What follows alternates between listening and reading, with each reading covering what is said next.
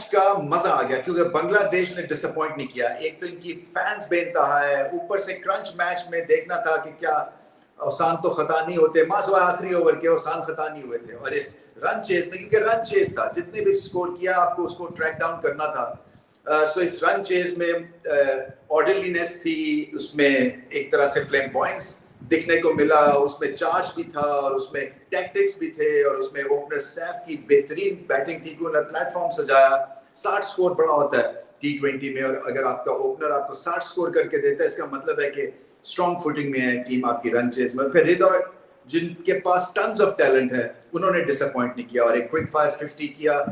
आखिर ओवर में खैर मैच जो है वो बन गया, इसलिए कि शनाका ने थोड़ा सा जो है उसमें ड्रामा क्रिएट किया, 2 विकेटें गिरी, आखिर में जाके मैच जीते बांग्लादेश, मगर ट्रैक पे ही थे और अहेड थे of the opposition in the last 20 minutes और सो। वो आखिरी ओवर में जो है थोड़ा सा ड्रामेटिक हमें एंड देखने को मिला, जो कि अच्छा है, T20 क्रिकेट में ऐसा होता ही है। टॉस जीत के पहले जो बॉलिंग की उसका भी डिसीजन बिल्कुल ठीक था, क्योंकि ये फ्लैट पिच थी और थोड़ी सी ड्राई थी कंडीशंस कंपेयर टू जब श्रीलंका बॉलिंग कर रहे थे, तो उस लिहाज से भी वो ठीक डिसीजन था। एंड में खैर धुनाई हुई, शानका ने जबरदस्त लंबे छक्के लगाए, 6 छक्के उन्होंने लगाए और ऐसा लग रहा था कि शायद अब कंपेटिटिव मैच हो जाएगा, जो कि हुआ इन दी एंड। बट मुझे, मैं आपको फ्रैंकली बताऊं, लग रहा था कि 170 पे 170 होना मुश्किल काम है, मगर बांग्लादेश के पास मेथड भी था इस मैच में। सो ये जो सैफ है उनकी वजह से ये हृदय का 50 हुआ, उनकी वजह से ये मैच जो है वो बांग्लादेश जीते, जिसकी वजह से वो प्लेयर ऑफ द मैच भी बने। अभी 2 और मुकाबले हैं, पाकिस्तान से और भारत से। सो अभी भी ये फील्ड ओपन है, श्रीलंका भी कम बैक कर सकता है, मगर कल का जो मुकाबला है वो है तगड़ा मुकाबला पाकिस्तान और भारत का। सारी नजरें उस पर लगी हुई हैं, मगर हम बांग्लादेश से नजर नहीं हटा सकते। श्रीलंका डिसअपॉइंटेड होंगे इसलिए कि हैवी वेट बॉलिंग अटैक है, मगर कंडीशंस बॉलिंग के लिए ठीक नहीं थी।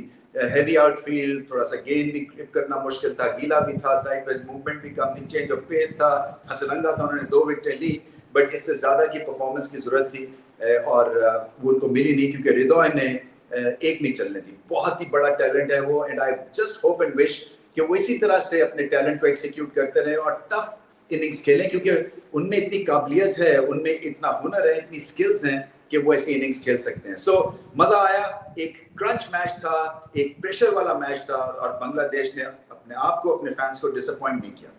मेरा फेवरेट पार्ट आ गया है, Rooh Afza refreshing moment of the match.